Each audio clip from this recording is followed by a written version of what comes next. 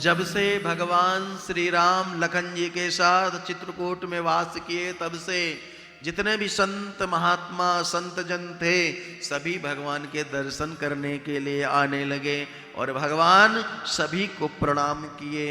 और वहां के जो चित्रकूट में जो रहने वाले कोल भील थे सेवक, वो सब आनंदित हो गए भगवान के उस सौंदर्य स्वरूप को, भगवान के उस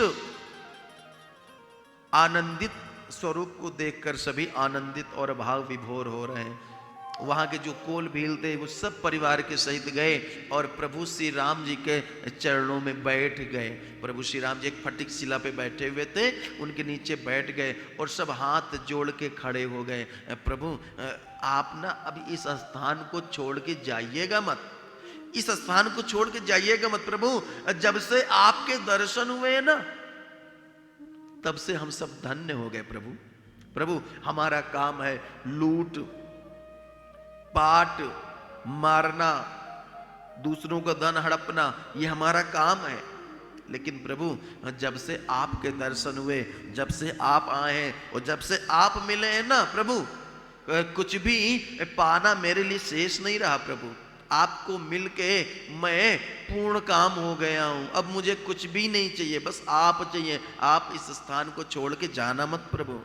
प्रभु हम सब परिवार सहित ना आपकी सेवा करेंगे।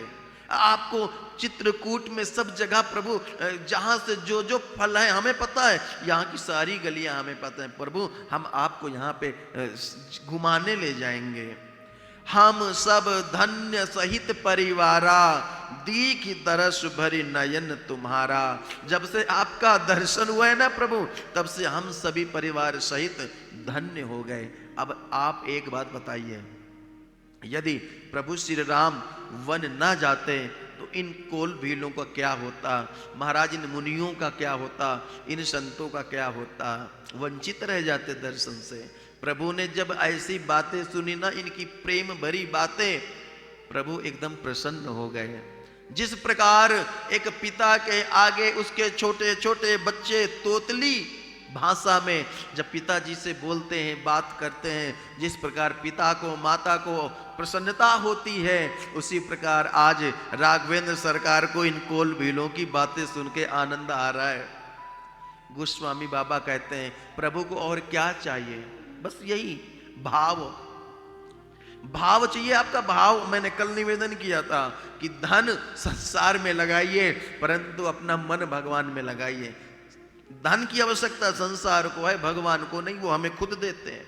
वो कमलापति है, साक्षात लक्ष्मी जी उनकी धर्म पत्नी है। और आभूषण और ये सारे रतन समुद्र से निकले और उसी में उनका घर, उनका वास है। भूमिदान, अरे महाराज जगतपति कहलाते हैं वो, जगन्नाथ है, पूरे संसार के मालिक है। उनको क्या दे सकते हैं हम? अगर देना ही है ना तो भाव दीजिए अपना। और भगवान कहते भी तो हैं, भाव का भूखा हूं मैं, भाव ही एक सार है, और भाव से जो मुझे भजे भव से बेड़ा पार है।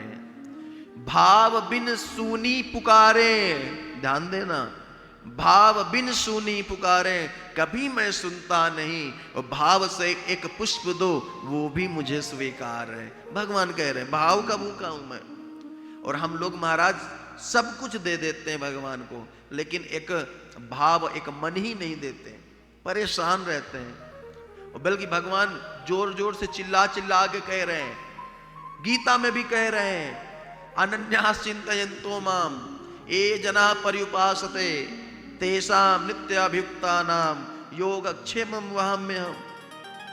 आप सब कुछ को छोड़ के सिर्फ अच्छे भाव से मेरे पास आ जाओ, मैं आपके योग क्षेम वहन करूंगा, आपके सारे काम करूंगा मैं।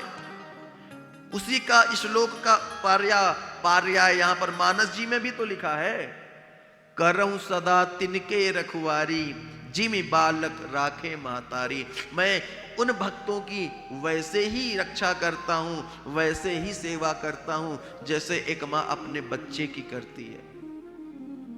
गीता के 18वें अध्याय में भगवान ने अर्जुन से कहा, अर्जुन बाण उठाओ। और मारो। द्रोणाचार्य सामने है, इन पे बाणों की वर्षा करो।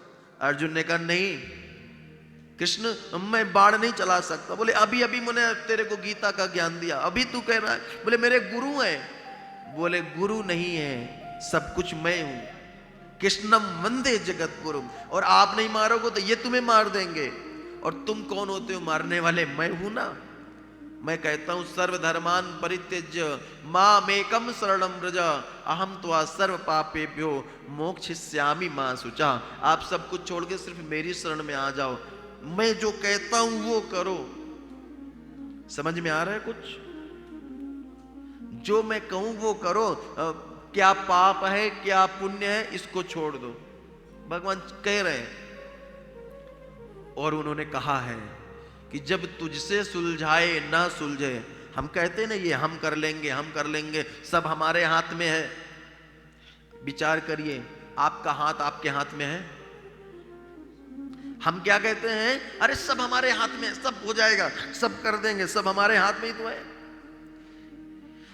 पैरालाइज अटैक आया महाराज, अब उनका हाथ उनके हाथ में नहीं है, उठ नहीं रहा है हाथ ना पैर। अब बताओ सब कुछ होते हुए भी अब आपका हाथ ही आपके हाथ में नहीं है। और हम क्या कहते हैं? सब हमारे हाथ में है। नहीं, सब दीनानाथ के हाथ में है। भगवान कहते हैं ना, जब तुझसे सुलझाए ना सुलझे तेरे उलझे हुए धंधे। जब तुझसे सुलझाए ना सुलझे तेरे उलझे हुए धंधे, ईश्वर के इंसाफ पे छोड़ दे बंदे। तेरी वो हर मुश्किलें आसान करेगा, और जो तू ना कर सका वो भगवान करेगा। छोड़ के तो देखो, विश्वास। भगवान कहते हैं करऊं सदा तिनके रखवारी, जिमि बालक राखे महतारी। भार प्रेम के भूखे हैं महाराज, प्रेम करिए। प्रथम दिवस से ही कह रहा हूं मैं, प्रेम करिए अच्छे भाव से भगवान से। क्यों?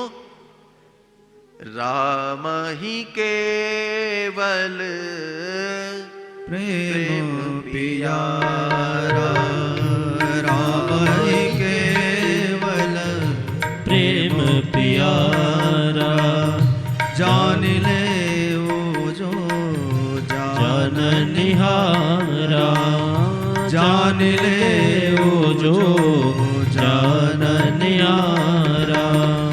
राम ही केवल प्रेम प्यारा, राम ही केवल प्रेम प्यारा। जान ले वो जो जान निहारा, ओ जान ले वो जो जान निहारा। सभी कोल भेल, सभी वनवास, वन में रहने वाले सभी जीव सब भगवान से प्रेम करते हैं और भगवान की सेवा में लगे हुए हैं। चित्रकूट में जो वन्य देवियां हैं, वन्य देवियां हाथ जोड़ के प्रभु श्री राम जी के आगे खड़ी हो गई। बोले बताइए प्रभु मैं आपकी क्या सेवा करूं? आप कहिए तो मैं सभी प्रकार की सुख संपत्ति यहां पे सभी कर दूं, सभी वृक्षों को फलों से सुशोभित कर दिया है। और बताइए मैं क्या सेवा करूं आपकी? वन देवियों ने हाथ जोड़ के खड़े होकर आग्रह किया भगवान से। भगवान श्री राम ने कहा देवियों आप मेरी कोई सेवा मत करो, यदि सेवा करना ही चाहती हो ना तो एक काम करो, जिस मार्ग से मैं आया हूं ना उस मार्ग को आप साफ करवा दीजिए, बस इतनी सी सेवा कर दीजिए। क्यों प्रभु? अब आप आ गए हैं तो उस मार्ग को क्यों साफ करना? ये तो आप आने के पहले मैं करती तो कुछ इसका फल भी मिलता, लेकिन अब तो आप आ गए, अब क्यों मार्ग साफ करवा रहे हैं? प्रभु श्री राम ने कहा देवियों जब मैं आया था ना घर से, जब मैं चला तो हमारे घर में हमारा छोटा भाई भरत नहीं था, वो अपने नाना जी के यहां गया था, ननियाल गया था। और जब वो अब घर आएगा और मुझे नहीं पाएगा तो मुझे खोजते हुए वो जरूर आएगा, यहां खोजते हुए आएगा मुझे। और यदि वो आएगा खोजते हुए और उसके पैर में कदाचित एक भी कांटा गड़ गया तो उसे बड़ा दुख होगा। वन देवियों ने कहा, प्रभु आप आ गए हैं, क्या आपसे ज्यादा कमजोर है आपका छोटा भाई कि एक कांटे की वेदना को सहन नहीं कर पाएगा? और जिस मार्ग से आप आ गए हैं। प्रभु श्री राम ने कहा, देवियों मेरा भाई कोमल नहीं है, वो वज्र से भी ज्यादा कठोर है। उसको कांटा चुभेगा, उस चुभन को वो स्वीकार कर लेगा,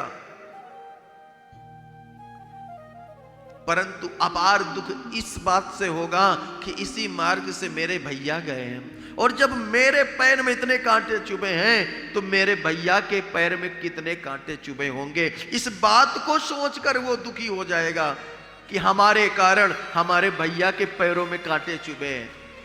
इसलिए मैं निवेदन करता हूं कि उस मार्ग को आप साफ करवा दीजिए। प्रभु श्री राम चित्रकूट में निवास कर रहे हैं, ये बात तो वहां की है। अब आइए यहां की बात। आज प्रभु श्री राम जी को गंगा पार किए 3 दिन हो गए थे। गंगा पार किए, एक रात्रि भरद्वाज जी के आश्रम में निवास किया, अगले दिन वाल्मीकि जी के यहाँ गए, वाल्मीकि जी के यहाँ निवास किया, उसके अगले दिन तीसरे दिन चित्रकूट पहुंच गए, चित्रकूट में निवास किया। उसके बाद वहां से निषाद राजगुरु को भेज दिया वापस, अब जाइए आप जाके अपना राजकाज संभालिए। आज चौथे दिन जब निषाद राजगुरु आए हैं तो देख रहे हैं कि 3 दिन पहले जिन सुमंत्र जी को भेजा था वापस अयोध्या के लिए, आज वो सुमंत्र जी गए नहीं है। सुमंत्र जी वहीं पर गंगा जी के किनारे ही घोड़ों को एक वृक्ष में बांध दिया है और स्वयं अचेत अवस्था में पड़े हुए हैं और राम राम राम राम कह रहे हैं। हा राम, हा जानकी, हा लखन, मुख से ले रहे नाम। क्यों गए क्यों नहीं? इसलिए नहीं गए क्योंकि यदि मान लो प्रभु श्री राम का मन भर जाए, हो सकता है कि घूम टहल के 3-4 दिन के बाद वापस आए। यदि आएंगे तो वो किसके साथ जाएंगे? फिर हो सकता है वो आ जाए, और जब आ जाएंगे तो हम उनको साथ में लेके जाएंगे। भगवान श्री राम जी के स्मरण करते हुए सुमंत्र जी हा राम हा लखन हा वैदेही करते हुए वहीं पर गंगा जी के तट पे ही लेटे हुए हैं। और घोड़ों ने भी, ये तो इनकी स्थिति है, 4 दिन हो गए, आज घोड़ों ने जल तक भी नहीं पिया। जब हम पे विपत्ति आती है ना, कोई अपना दूर जाता है तो महाराज भूख प्यास कुछ नहीं लगती, अंदर जाएगा ही नहीं। देख के मन एकदम साइड करो इसको, अंदर नहीं जाता। और यहां पे घोड़े 4 दिन से कुछ भी नहीं खाए थे। कहेऊ राम बन गवनु सुहावा, कहेऊ राम बन गवनु सुहावा, सुनाहो सुमंत्र अवध जी में आवा, सुनाहो सुमंत्र अवध जी में आवा। फिरे निषादु प्रभु ही पहुँचाई, फिरे निषादु प्रभु ही पहुँचाई, सचिव सहित रथ देख सियाई, सचिव सहित रथ देख सियाई। मंत्री बिकल बिलोकिन साधु, कही न जाई जस भयउ विषादु। राम राम सिय लखन पुकारी, पर्योधर नितल व्याकुल भारी। देखे दखिन दिस हियहि नाई, देखे दखिन दिस हियहि नाही। जनु बिनु पंख बिहग कुलाई, ओ जनु बिनु पंख बिहग कुलाई। सुमंत्र जी रो रहे हैं। और जब ये दशा महाराज निषाद राजगुरु जी ने देखा, महाराज सुमंत्र जी आप दशरथ जी के मंत्री हैं, आप उनके मित्र भी हैं, और आप यदि हिम्मत हार देंगे, यदि आप ऐसे करेंगे तो महाराज दशरथ जी को कौन संभालेगा, माँ कौशल्या को कौन संभालेगा। इसलिए आप थोड़ा धैर्य रखो, आप हिम्मत रखो महाराज। आप यदि हिम्मत रखेंगे ना तो अयोध्या में सब मंगल रहेगा, आप सबको समझा देंगे। मैं तो कहता हूं सुमंत्र जी अब आप अयोध्या में प्रवेश करिए। राम जी वापस आने वाले नहीं है। क्यों? क्योंकि राम जी भरद्वाज जी के आश्रम से वाल्मीकि जी के आश्रम होते हुए अब चित्रकूट में वास कर रहे हैं, वो वापस आने वाले अब नहीं है। इसलिए आप अयोध्या में प्रवेश करिए। देखा सुमंत्र जी की खड़े होने की भी सामर्थ्य नहीं है। गुह जी ने घोड़ों को वृक्ष से मुक्त किया, रथ में बांधा और अपने सेवकों को उनके साथ भेज दिया। सुमंत्र जी बैठे हुए अयोध्या की ओर जा रहे हैं और मन में सोच रहे हैं, विचार कर रहे हैं कि मैं ये अपना पापी मुख अयोध्या वासियों को कैसे दिखाऊंगा। अयोध्यावासी क्या सोचेंगे हमारे बारे में कि सुमंत्र तू इतना पापी है कि राम को हमसे अलग कर दिया। काश आज सुमंत्र अगर तू मर जाता ना तो कम से कम अपना नाम सार्थक कर लेता, अपना जीवन सार्थक कर लेता। लोग यही कहते सुमंत्र राम के वियोग में सुमंत्र ने प्राण त्याग दिया। ये प्राण भी इतने कठोर है कि जा नहीं रहे। सुमंत्र अब ये पापी चेहरा लेके जब तू अयोध्या जाएगा ना तो क्या जवाब देगा। मां कैकेयी तो आने से रही, सुमित्रा मैया योग्य है, विद्वान है, उनको समझा दूंगा। महाराज दशरथ जी भी होश में नहीं होंगे। लेकिन जब मैं जाऊंगा और मां कौशल्या जैसे ही रथ को देखेंगी, मुझे देखेंगी, जिस प्रकार गोधूली बेला में गाय चारण करके अपने घर जाती है और बछड़ा जैसे ही देखता है मां को लिपट के लिए भागती है गैया मैया अपने बछड़े के पास, अगर ऐसे ही कौशल्या राम के योग में राम को देखने के लिए अगर भागेंगी, आएंगी, पूछेंगी तो मैं उनको क्या जवाब दूंगा। सुमंत्र आज यदि तू मर जाता ना तो जीवन तेरा धन्य हो जाता। सुमंत्र जी ने सोच लिया मैं दिन में अयोध्या में प्रवेश नहीं करूंगा, मैं रात्रि में जाऊंगा। सोच विचार करते करते करते करते तमसा नदी पर पहुंचे। वहां से जो गुह जी के सेवक थे उनको वापस भेजा, बाहर बैठे थे। जैसे ही रात्रि हुई ना तो मध्य रात्रि में सुमंत्र जी ने अयोध्या में प्रवेश किया। अवध प्रवेश कीन अंधियारे, अवध प्रवेश कीन अंधियारे, बैठ भवन रथो राखी दुआरे, बैठ भवन रथ राखी दुआरे। जिन जिन समाचार सुन पाए, जिन जिन समाचार सुन पाए, भूप द्वार रथ देखन आए, भूप द्वार रथ देखन आए।